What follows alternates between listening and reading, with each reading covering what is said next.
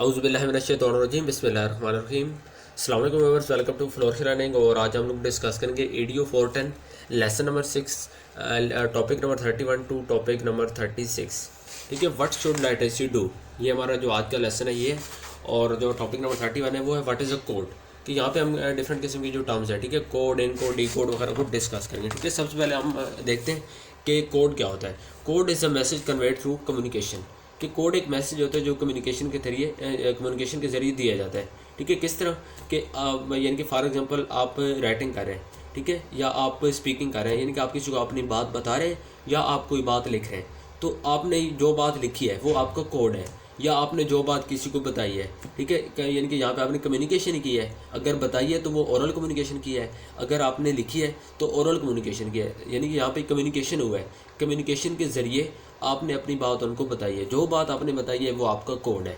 ठीक है, यहाँ तक आपको कोड की समझ आ गई। उसके बाद नेक्स्ट चीज़ यहाँ से ये देखें, in communication and information processing, यहाँ से आपका ये क्विज बन सकता है। ठीक है, उसके बाद यहाँ पे आप देखें, यहाँ पे कोड वैसे इंपॉर्टेंट नहीं है। Literacy is connected to certain codes in effort to attain literacy you are trying to achieve a competency to deliver your code effectively. यानी कि लिटरेसी जो होती है ये डिफरेंट किस्म के जो सर्टन कोड्स होते हैं, ठीक है, उनसे ये कनेक्ट होती है। उसके बाद अगर आपको यानी कि लिटरेसी में आप ये चाहते हैं कि आप लिटरेसी स्किल जो है वो अच्छे अंदाज से सीख जाए और आप उनमें यानी कि प्रोफेशन हो जाए, तो आपको जो आपने कोड यानी कि जो होता है, जो आपका कोड यानी कि जो आपका मैसेज होता है, उसको आपको अच्छे अंदाज में डिलीवर करना आना चाहिए। उसको उसकी जो डिलीवरी है वो आप अगर इफेक्टिवली कर लेते हैं तो ये वेल एंड गुड है। तो इसका मतलब है कि आप अच्छे अंदाज में यानी कि अपना जो मैसेज है उसको आप डिलीवर कर सकते हैं। और उसके बाद फिर आपके लिए जो लिटरेसी स्किल्स हैं, ठीक है, उनको सीखने में आपके लिए आसानी रहती है। ठीक है, क्योंकि जब आप अपना मैसेज अच्छे अंदाज में डिलीवर ना कर पाएँ, ठीक है, चाहे वो आप ओरल बता रहे हैं, चाहे आप रिटन कम्युनिकेशन कर रहे हैं, जो भी आप कर रहे हैं, लेकिन अगर आप अपना मैसेज, अब मैसेज आप अपना अच्छे अंदाज में डिलीवर किस तरह नहीं कर सकते। इसकी क्या एग्जांपल, फॉर एग्जांपल कि आपने कोई मैसेज लिखा है, वहाँ पे आपने लिखना था सन, SUN आपने लिखना था, लेकिन वहाँ पे आपने लिख दिया जी SON सन। तो अब पूरा मतलब ही चेंज हो गया। ठीक है, आपका जो मैसेज था वो समझने वाला जो भी समझे, लेकिन आपने यहीं से गलती कर दी है कि आपका जो मैसेज है वो आपने कोड ही गलती की है, यानी कि आपने मैसेज के अंदर ही गलती कर दी है, और इतनी बड़ी गलती कर दी है कि मैसेज का जो पूरा मतलब था वो चेंज हो जाएगा। ठीक है, तो इस तरह की जब गलतियाँ होती हैं तो फिर जो आपका कोड होता है, यानी कि जो आपका मैसेज होता है वो अच्छे अंदाज में डिलीवर नहीं हो पाता, और इस तरह फिर आपको लिटरेसी स्किल्स में यानी कि सीखने में मुश्किलात होती हैं। तो यहाँ से आपको कोड की डेफिनेशन समझ आ गई। उसके बाद नेक्स्ट चीज़ देखते हैं, topic number 32, what is code breaker. ठीक है, तो कोड ब्रेकर क्या होता है। Code breaking ability is ability to decode. कि code breaking ability is the ability to decode. कि ये डी कोड करने की एक एबिलिटी होती है जिसको कहा जाता है कोड ब्रेकिंग। कि आपने कोई चीज़ लिखी है, ठीक है, आपने कोई चीज़, अपना मैसेज जो आपका यानी कि कोड था वो आपने दे दिया, चाहे आपने लिख के दिया है चाहे आपने बोल के दिया है। अब जो अगला यानी कि आपका रिसीवर होगा, यानी कि लिसनर होगा, आपका व्यूअर होगा, या आज रीडर होगा, ठीक है, तो वो अब उस चीज़ को इनकोड करेगा। ठीक है, वो आप उस चीज़ को इनकोड करेगा, आपने उस चीज़ को डी कोड कर दिया। Ability to decode, decode यानी कि आपने सेंड कर दिया, आपने इसको आप सेंडर भी कह सकते हैं। सेंडर यानी कि आपने मैसेज को सेंड कर दिया, आपने डी कोड कर दिया। अब जो अगला बंदा होगा, ठीक है, वो उसको इनकोड करेगा। ठीक है, अब जो इनकोड होता है, नहीं सॉरी, बल्कि यहाँ पे देखो, जो इनकोडर होता है वो मैसेज को सेंड करता है, और जो यानी कि कोड ब्रेकर होता है वो उसको डी कोड करता है। इनकोडर कौन होता है, जो मैसेज को सेंड करता है, चाहे उसने लिख के किया है, चाहे उसने बोल के किया है, ठीक है, चाहे उसने जिस किया है, तो वो मैसेज को सेंड कर रहा है। फॉर एग्जांपल आपको लेटर लिख रहे हैं, ठीक है, अब आपने लेटर के अंदर सारी इन्फॉर्मेशन दे दी है, वो आपका कोड है। अब उसको आपने इनकोड कर दिया है, यानी कि आप अगली की तरफ चला गया, वो अब अगली की तरफ चला गया, आपने अपने मैसेज को इनकोड कर दिया, लिख के कर दिया। ठीक है, ये आप मैसेज बोल के भी कर सकते थे या आप किसी और अंदाज से भी कर सकते, लेकिन आपने क्या किया है, रिटर्न, यानी कि आपने रिटर्न फॉर्म में अपने मैसेज को इनकोड कर दिया। अब जो बंदा आपके मैसेज को पढ़ेगा, ठीक है, वो रीड करेगा, तो रीड भी क्या है, ये भी लिटरेसी स्किल है। तो अब वो जो आपने मैसेज को इनकोड किया था, अब उसी मैसेज को बाद में डी कोड करेगा। तो जो डी कोड करेगा, इस एबिलिटी को क्या कहते हैं, कोड ब्रेकिंग। ठीक है, एक मैसेज इनकोड हो चुका है, उसके बाद उसी मैसेज को डी कोड करने की जो एबिलिटी होती है उसको कहा जाता है कोड ब्रेकिंग। कोड ब्रेकिंग, ठीक है, कोड ब्रेकिंग उस एबिलिटी को कहा जाता है कि जो मैसेज इनकोड होकर आपकी तरफ आता है उसको आप डी कोड करते हैं। ठीक है, यानी कि कोई भी मैसेज उन्होंने दिया है तो उसको आप समझते हैं। अब यहाँ पे भी जो आपका यानी कि अच्छे अंदाज में कई दफ़ा डी कोडिंग नहीं होती। वो किस तरह नहीं होती कि आपने तो अपना मैसेज दे दिया होता है। अब यहाँ पे आप देखिए, व्हेन यू आर मेकिंग और delivering a message, you are encoding. कि जब आप मैसेज को सेंड कर रहे हैं, ठीक है, या डिलीवर कर रहे हैं, तो आप इनकोडिंग है, यानी कि आप इनकोडिंग कर रहे हैं और आप इनकोडर हैं। इसी तरह जो रिसीवर है तो वो क्या है, वो उस मैसेज को डी कोडिंग कर रहा है और वो डी कोडर है। तो अब इसमें देखें एक और चीज़ कि कई दफ़ा अब लाजमी नहीं है कि आपने अपना जो मैसेज दिया है वो, यानी कि जो आपका कोड था, यानी कि जो मैसेज आप उसको देना चाहते हैं, आपने तो अच्छे अंदाज में दे दिया है, लेकिन आप ये बिल्कुल पॉसिबिलिटी है कि उसको समझ ना आए। तो उसकी फिर अगर उसको समझ नहीं आती उस चीज़ की, यानी कि वो आपको आपकी जो चीज़ आप बताना चाह रहे हैं वो चीज़ उसको समझ नहीं आ रही है, वो उसको और वे में ले रहा है, तो ये फिर उसकी जो एबिलिटी है, कौन सी एबिलिटी, कोड ब्रेकिंग की जो एबिलिटी है, ठीक है, वो उस एबिलिटी में वो लैग करता है, जिसकी वजह से वो आपके मैसेज को अच्छे अंदाज में डी कोड नहीं कर पा रहा। यानी कि जो आपने मैसेज दिया है उस मैसेज को आप उस समझने से कासिर है, वो आपके मैसेज को अच्छे अंदाज से नहीं समझ पा रहा।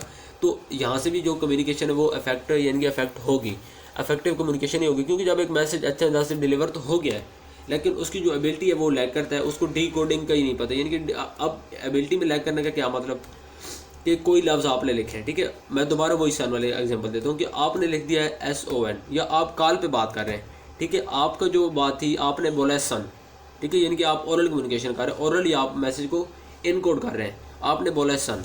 अब जो आपके सुनने वाला है उसने भी सन ही यानी कि उसको समझा है, लेकिन उसका मतलब दूसरा सन ले रहा है। आपका जो मतलब था, आपका मतलब फॉर एग्जाम्पल आपका मतलब था सूरज, यानी कि आप सूरज वाला जो SUN सन है, आप जो बात करने का मकसद था आपका वो था, लेकिन जो अगला बंदा है वो SON वाला सन समझ रहा है। तो अब ये उसकी एबिलिटी पे ऊपर डिपेंड करता है कि उसकी एबिलिटी सही नहीं, उसके वो अपनी उस एबिलिटी में लैग करता है, कोड ब्रेकिंग की एबिलिटी उसमें कम है, जिसकी वजह से वो आपके मैसेज को अच्छे अंदाज से समझ नहीं रहा, ठीक है। तो ये होता है डी कोडिंग, और इसके अंदर यानी कि जो डी कोडिंग की एबिलिटी होती है इसमें अगर आप लैग करें तो इस चीज़ को कहा जाता है कोड ब्रेकिंग, या जो आदमी करता है तो उसको कहा जाता है कोड ब्रेकर। उसके बाद यहाँ पे देखें, ये आपको एक चार्ट से नजर है, इसमें देखें ये एक सेंडर है, ठीक है, इनकोड कर रहा है मैसेज को, ये चैनल है। चैनल का मतलब कि यानी कि कोई भी आपने मैसेज डिलीवर किया, चाहे आपने रिटर्न किया है चाहे आपने ओरल किया है, तो लाजमी बात है कोई ना कोई चैनल होगा। अगर आपने रिटर्न किया है तो लाजमी बात है कोई पेज होगा, उसके बाद फिर पेज पे लिखने के बाद फिर यानी कि लेटर जाएगा पोस्ट ऑफिस के थ्रू, तो ये सारा आपके चैनल है। इसी तरह अगर आपने यानी कि कॉल के थ्रू किया है तो भी आपके चैनल, यानी कि ऑडियो में अगर किया तो इसी तरह यहाँ से सेंडर ये मैसेज को इनकोड कर देगा, चैनल है, और चैनल के ज़रिए मैसेज इनकोड होगा, ठीक है। उसके बाद इसके ज़रिए होकर ये डी कोड इस बंदे के पास चला जाएगा और ये बंदा इसको डी कोड कर लेगा, यानी उस मैसेज को समझ लेगा। तो ये रिसीवर है, ये कम्युनिकेशन का एक मॉडल है, ठीक है। उसके बाद हम लोग चलते हैं नेक्स्ट, जो हमारा टॉपिक नंबर 13 है, मीनिंग मेकिंग।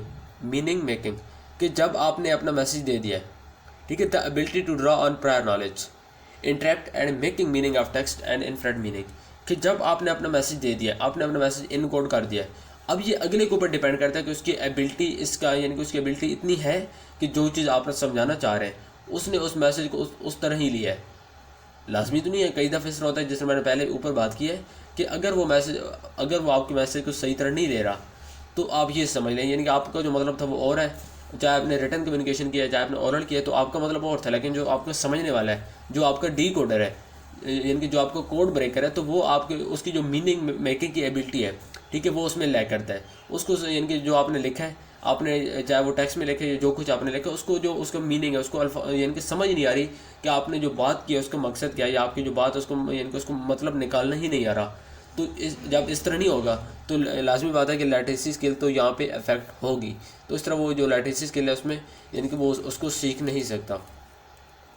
उसके बाद यहाँ पे आप देखें तो उसको आप रीड कर लें, यहाँ से कोई खास चीज़ इंपॉर्टेंट नहीं, वैसे ये आपके नॉलेज के लिखे गए, यहाँ से सिर्फ डेफिनेशन को आप समझ लें कि मीनिंग मेकिंग का मतलब क्या है, कि कोई भी मैसेज आपकी तरफ डिलीवर होके आ गया, आपकी तरफ पहुँच गया है, अब आपने उसको डी कोड करना है, अब आपने उसको समझना है। लेकिन जो एक मतलब था, यानी कि जो समझाने वाले का इनकोडर का जो मतलब था, जो उसका मकसद था, वो आप समझ नहीं रहे, तो इसका मतलब है कि आपकी जो मीनिंग मेकिंग की एबिलिटी है उसमें आप लैग कर रहे हैं। तो ये एक एबिलिटी होती है जिसके ज़रिए आप अगले बंदे के जो मैसेज होता है उसको समझते हैं, उसको जो मीनिंग होता है उसको निकालते हैं और फिर अपने अंदाज में उसको समझ लेते हैं। उसके बाद using text ability to draw on prior knowledge, ठीक है, interpret and make meaning of text, कि अब आपके पास कोई रिटर्न फॉर्म में यानी कि जो अगले बंदे का मैसेज था वो डिलीवर होके आ गया, यानी कि इन कोड होके आ गया, अब आपके पास वो रिटर्न मटेरियल आ गया, अब आप उसको पढ़ेंगे, ठीक है। तो अब आप उसमें यानी कि ability to draw on prior knowledge, तो अब उसी जो रिटर्न फॉर्म में मटेरियल था अब आप उसी के अंदर से यानी कि अपना मतलब निकालेंगे। यहाँ से देखें यूजिंग टैक्स का ये मतलब है कि उसी टैक्स को जो आपकी तरफ लेटर आया है उस लेटर को आप बार बार पढ़ेंगे, तो उसके अंदर जो भी चीज़ें हैं उसको आप अपने अंदाज से समझने की ट्राई करेंगे, ठीक है, अब यहाँ पे इसके एग्जांपल देखें। If a student is given an assignment and has to add information from a particular reference, के एक स्टूडेंट को यानी कि एग्जांपल असाइनमेंट दी जाती है और उसको कहा जाता है कि आप एक यानी कि इन्फॉर्मेशन भी ऐड करें फ्रॉम अ पर्टिकुलर रेफरेंस। उसको किसी रेफरेंस का भी बताया जाता है कि इस रेफरेंस के थ्रू आप यहाँ पे अपनी यानी कि जो आपकी असाइनमेंट है उसके अंदर इन्फॉर्मेशन ऐड करें। अब वो रेफरेंस होता है काफ़ी लेंथी होता है, तो इसका मतलब है कि अगर वो उस यानी कि उसको समझ अगर आ जाए कि यहाँ से मैंने कौन सी चीज़ को यानी कि पिकअप करना है, कौन सी को मैंने स्किप करना है अपनी असाइनमेंट के लिए, तो जिस चीज़ को स्किप कर देता है और जिस अगर वो चुन लेता है तो ठीक है, ये तो ठीक है कि उसकी जो लाइट है। लेकिन अगर वो ये काम नहीं कर पाता कि उसको समझ नहीं आती कि मैं यहाँ से क्या चीज़ पिक करूँ, कौन सी चीज़ को मैं अपनी असाइनमेंट में ऐड करूँ, कौन सी चीज़ को मैं स्किप करूँ, तो इसका मतलब है कि उसकी जो यानी कि लाइटरेट स्किल है, ठीक है, वो इलैटरेट यानी कि आप उसको कह सकते हैं उसमें जो लिटरेसी स्किल है वो कम है। ठीक है, तो इस तरह वो टेक्स्ट को प्रॉपर्ली यूज़ नहीं कर पा रहा, जिस तरह आपने लिखा है वो उसका जो मतलब है वो उसको और तरह से यूज़ कर रहा है। अब ये टेक्स्ट हैव डिफरेंट पर्पसेस। अब जो टेक्स्ट होता है ये डिफरेंट पर्पस यानी कि फॉर एग्जांपल आप अगर आपने एक लेटर अपने फ्रेंड को लिखा है, ठीक है, अब अल्फाज कई दफ़ा सेम होते हैं, लेकिन अब यहाँ पे जो लेटर आपने फ्रेंड को लिखा है इसका जो पर्पस होगा वो डिफरेंट होगा, लेकिन अब यहाँ पे भी यूजिंग टेक्स्ट ही कर रहे हैं। इसी तरह अगर आपने application to a higher authority, अगर आपने हायर अथॉरिटी को एप्लीकेशन लिखी है तो उसमें भी आपने टेक्स्ट को यूज़ किया है, लेकिन यहाँ पे जो पर्पस है वो डिफरेंट है। इसी तरह अगर आप किसी क्वेश्चन का आंसर दे रहे हैं आंसर शीट के ऊपर, तो यहाँ पे भी आप आंसर लिख रहे हैं, लेकिन यहाँ पे भी आप क्या है टेक्स्ट को आप यूज़ तो कर रहे हैं, लेकिन यहाँ पे जो टेक्स्ट को यूज़ करने का पर्पस है वो डिफरेंट है।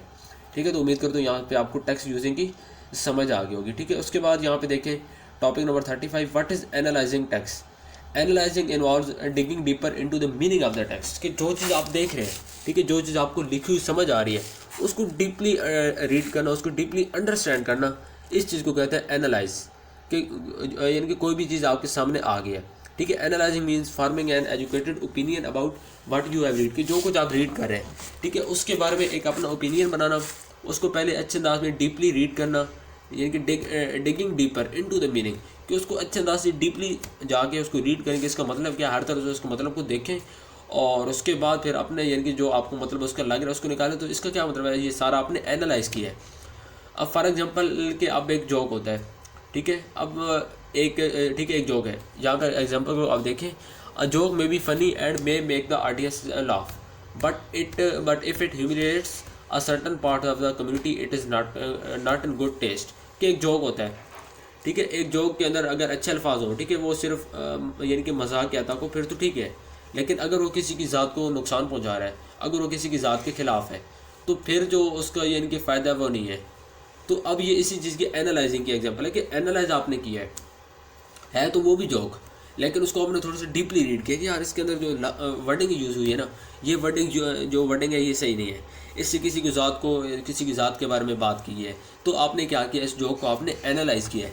इसी तरह एक फ़िलासफ़ी की बुक है, ठीक है, उसके अंदर कोई स्टोरी लिखी गई है और एक स्टोरी कोई किसी स्टोरी बुक के अंदर लिखी गई है। अब इन दोनों स्टोरीज़ को आप देखेंगे तो इसके अंदर आप एनालाइज करेंगे, बोथ हैव डिफरेंट पर्पसेस, दोनों का जो पर्पस होगा वो डिफरेंट होगा, और इसका जो इफेक्ट होगा रीडर्स के ऊपर वो भी दोनों का डिफरेंट होगा। इसी तरह आप कोई यानी कि न्यूज़पेपर रीड करते हैं तो न्यूज़पेपर का जो इफेक्ट होता है हर बंदे के ऊपर डिफरेंट होता है, हर बंदा उसको अपने अंदाज में एनालाइज करता है, ठीक है। आप फॉर एग्जांपल आप कोई न्यूज़पेपर ले लें, वहाँ पे कोई खबर आई हुई जो यानी कि इसकी पीटीआई की, ठीक है, तो पीटीआई की वहाँ पे जब आप खबर रीड करेंगे, अब जो पीटीआई के सपोर्टर्स होंगे वो उसको अपने अंदाज में एनालाइज करेंगे, और अब जो दूसरी पार्टीज के होंगे तो वो उसको अपने अंदाज में एनालाइज करेंगे। तो ये आपको एनालाइजिंग टेक्स्ट यानी कि लिखी हुई चीज़ को एनालाइज करना, अपने अंदाज में उसका मतलब लेना, ठीक है, तो यानी कि उस चीज़ को डेप्थ में जाकर उसको समझना और उसके बाद अपने अंदाज में उसका मतलब लेना, तो इस चीज़ को आप कहते हैं एनालाइजिंग टेक्स्ट। उसके बाद देखें यहाँ से एग्जाम्पल, तो इसके एग्जाम्पल में आप देखें तो सबसे पहले following process are involve when you read, कि जब आप यानी कि समझ कोई भी चीज़ आप पढ़ते हैं तो उसमें कौन कौन सी चीज़ इन्वॉल्व होती है। सबसे पहले कोडिंग, कि कोई मैसेज आपकी तरफ डिलीवर होके आए उसको आप पढ़ रहे हैं, ठीक है, तो या आपने किसी को मैसेज देना है, ठीक है, तो ये कोडिंग है। उसके बाद डी कोडिंग, कि कोई मैसेज आपकी तरफ आए आप उसको डी कोड कर रहे हैं, अपने अल्फाज में समझ रहे हैं। उसके बाद यूजिंग टेक्स्ट, कि आप टेक्स्ट को यूज़ कर रहे हैं किस तरह, जिस तरह मैंने ऊपर डिटेल में बात की कि कोई लिखी हुई चीज़ है, ठीक है, उसको आप मतलब निकाल रहे हैं। उसके बाद इंटरेप्टिव मीनिंग, यानी कि यहाँ पे वही बात हो रहा है कि उसके बाद उसके मीनिंग को आप अपने यानी कि अपने अंदाज में ले रहे हैं, अपने अंदाज में कंसिडर कर रहे हैं। उसके बाद एनालाइज कर रहे हैं उसी टेक्स्ट को, फिर आप यानी कि काफ़ी डिटेल में जा रहे हैं कि इस बात को यहाँ पे क्या मतलब है। अब वो पर्पस डिफरेंस हो सकता है, कई सिचुएशन में लफ्ज़ एक ही होंगे, हर चीज़ एक ही होगी, लेकिन उसका जो पर्पस होगा वो डिफरेंट हो सकता है, ठीक है, तो इस चीज़ को कहते हैं एनालाइजिंग। तो यहाँ पे जो हमारा टॉपिक नंबर 36 है वो कंप्लीट हो गया है। इसके बाद जो हमारा इंशाल्लाह नेक्स्ट टॉपिक होगा 37 से लेकर नेक्स्ट हम लोग डिस्कस करेंगे। तो उम्मीद करता हूँ आपको आज का लेक्चर पसंद आया होगा। काइंडली मेरे चैनल को सब्सक्राइब कर लें और उसके अलावा बेल आइकन के बटन को प्रेस कर लें ताकि अंदर जितनी भी मैं वीडियोज़ अपलोड करूँ आपको उसका फ़ायदा हो सके।